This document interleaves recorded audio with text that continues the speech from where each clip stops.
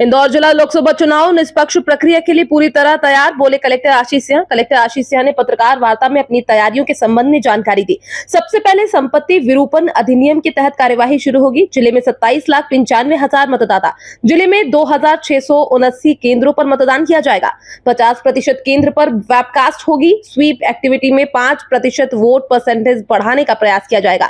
लगभग 20,000 कर्मचारी चुनावी समर में अपना योगदान देंगे। फिलहाल सिर्फ एफएसटी मैदान में रहेगी। नामांकन भरने की शुरुआत के साथ एसएसटी और वीएसटी काम करेंगे। कलेक्टर ने आज राजनीतिक दलों के साथ बैठक कर उन्हें जरूरी जानकारी दी। लोकसभा चुनाव की घोषणा के साथ में आचार संहिता प्रभावशील हो गई है और ये आचार संहिता जिस समय चुनाव की घोषणा हुई है उसी समय से प्रभावशील मानी जाएगी।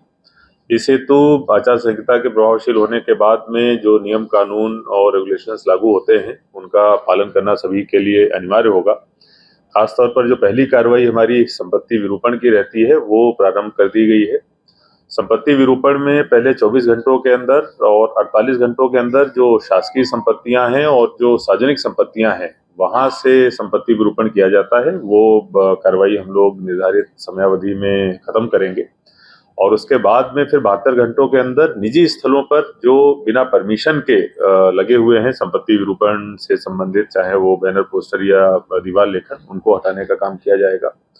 धारा 144 का आदेश निकाल दिया गया है, वो प्रभावशील हो गई है और किसी भी प्रकार की जुलूस, जलसे, भाषण या रैली या फिर इस प्रकार के जो प्रदर्शन होते हैं उनके लिए जो सक्षम हमारे एआरओ हैं या फिर अगर बड़े स्तर का कार्यक्रम है तो जो संबंधित एडीएम को अधिकृत किया गया है उनसे परमिशन लेनी अनिवार्य होगी।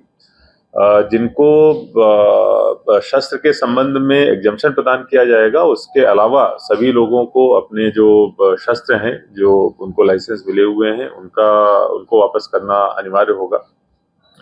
जहां तक चुनाव की बात है, आचार संहिता प्रभावशील हो गई, लेकिन हमारे यहाँ जो चुनाव है वो 13 मई को होंगे। अगर हम लोग इंदौर जिले की बात करें और उस हेतु जो अधिसूचना है वो 18 अप्रैल से को प्रकाशित करी जाएगी, अर्थात जो नॉमिनेशन है वो 18 अप्रैल से लेने प्रारंभ किए जाएंगे।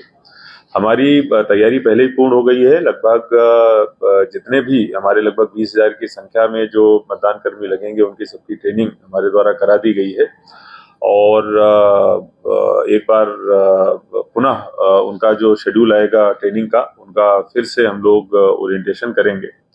इसके साथ साथ जो एफएसटीज और एसएसटीज लगनी है उनकी भी हम लोगों ने ऑर्डर्स बना लिए हैं। हालांकि जो फ्लाइंग स्क्वाड्स हैं वो आज से प्रभावशील हो जाएंगी, लेकिन जो स्टैटिक सर्विलांस टीम और बाद की जो वीएसटी वीवीटी रहती हैं वो जब नॉमिनेशन जिस दिन से प्रारंभ होते हैं उस दिन से हमारी टीमें वो लगने का काम करती हैं।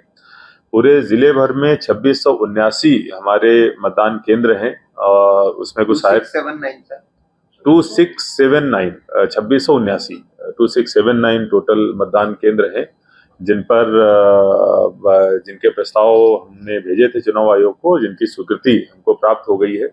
इनमें से लगभग 50% जगहों पर हमारे द्वारा वेबकास्टिंग कराई जाएगी जब चुनाव होंगे और अगर कोई इस प्रकार का वनरेबल या फिर कोई सेंसिटिव बूथ रहेगा वहां पर भी हमारे द्वारा इस प्रकार की वेबकास्टिंग कराई जाएगी। अगर मतदाताओं की बात करें तो पूरे जिले भर में हमारे 27,95,000 मतदाता हैं। जो ईपी रेशियो है वो 64% का है और जेंडर रेशियो 982 है। ये जो तीनों आंकड़े हैं ये अगर हम लोग नॉर्म्स के हिसाब से देखें तो काफी अच्छे हैं। सभी पैरामीटर्स के हिसाब से हमारी तैयारी पूरी है।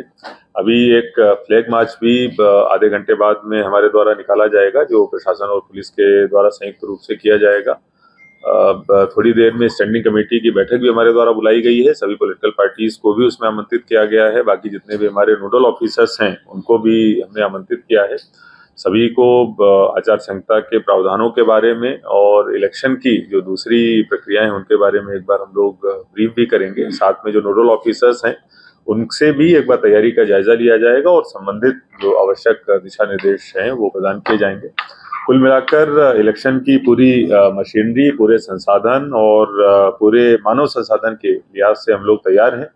बहुत ही पारदर्शिता के साथ में और निष्पक्ष चुनाव और बिना किसी ग्लिच के, बिना किसी व्यवधान के, बिना किसी गलती के चुनाव संपादित हों, ये हमारी पूरी टीम सुनिश्चित करेगी।